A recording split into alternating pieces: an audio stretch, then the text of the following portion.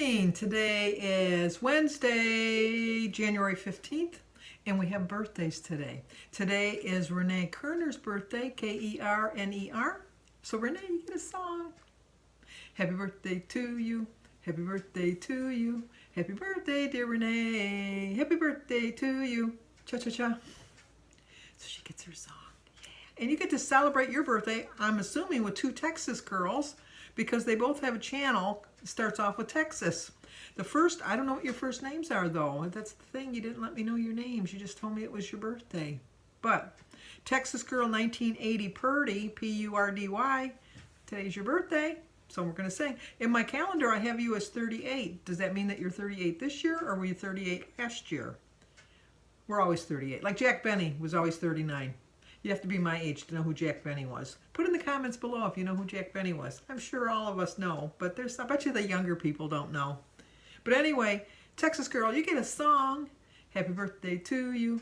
Happy birthday to you. Happy birthday, dear Texas Girl. Happy birthday to you. Cha-cha-cha.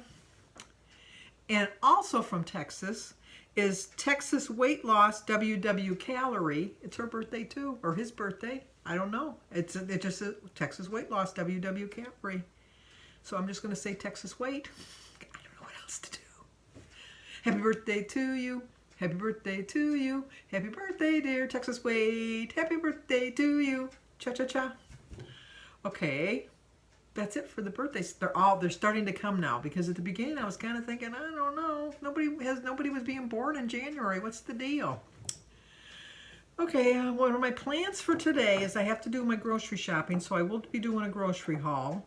And I looked at my menu plan, and today is the day I am doing the Denver omelet waffle that was on the back of the Weight Watcher card, or the WW card last Saturday. And so I thought I'd try that. I have a new mini waffle iron that I got for Christmas from my son Dan and Shannon, his wife, and the kids, the boys, Sebastian and Oliver. So I'm really anxious to try that out. It does look pretty good, right up my alley.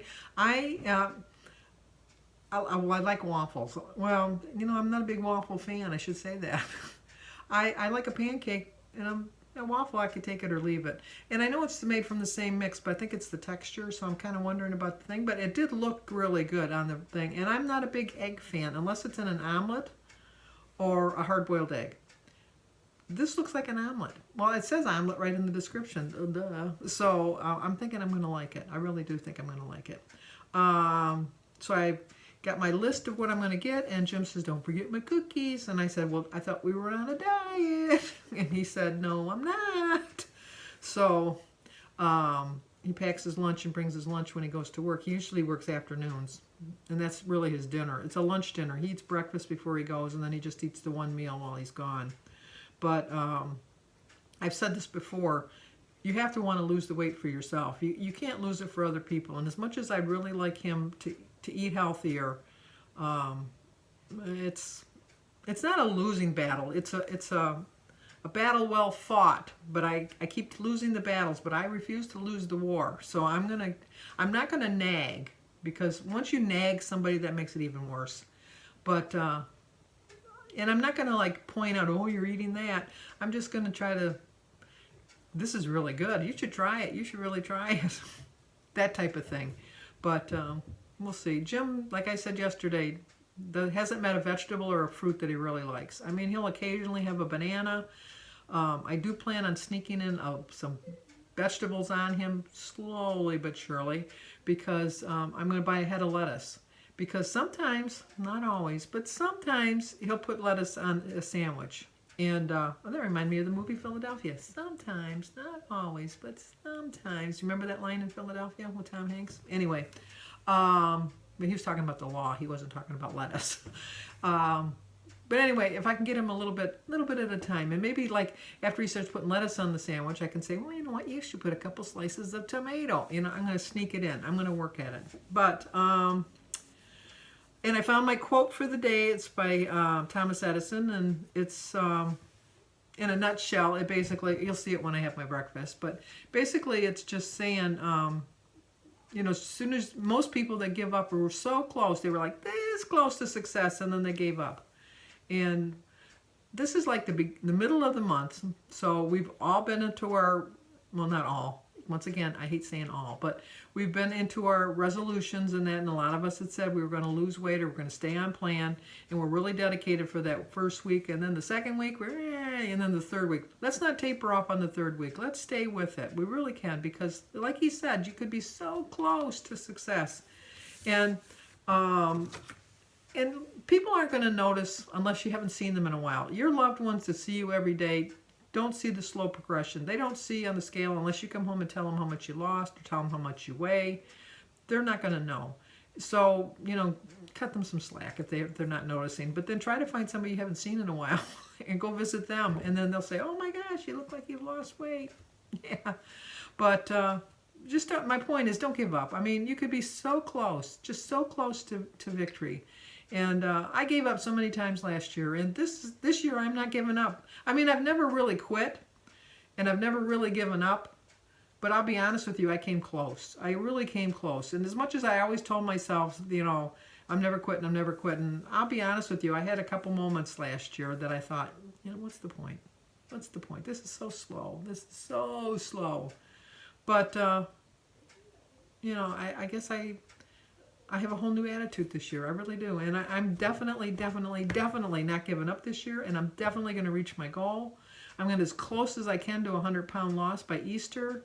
And I just know it. I feel it in my bones. I just feel it and I just know it. So, okay, I got to get going and get shopping. And I'll do the recipe of the week. I'll put that up sometime today. So you probably get 3. This will probably be the 3rd video. You're probably sick of me by now.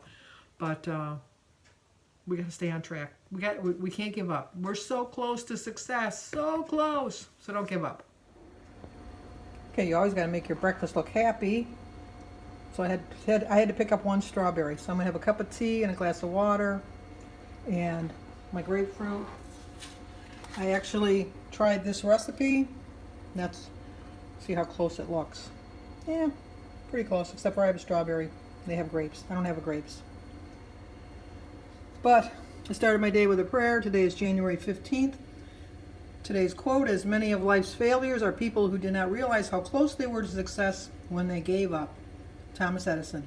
So 1 point breakfast, 0 for the egg, bananas, and grapefruit, and 1 point for my Denver omelet.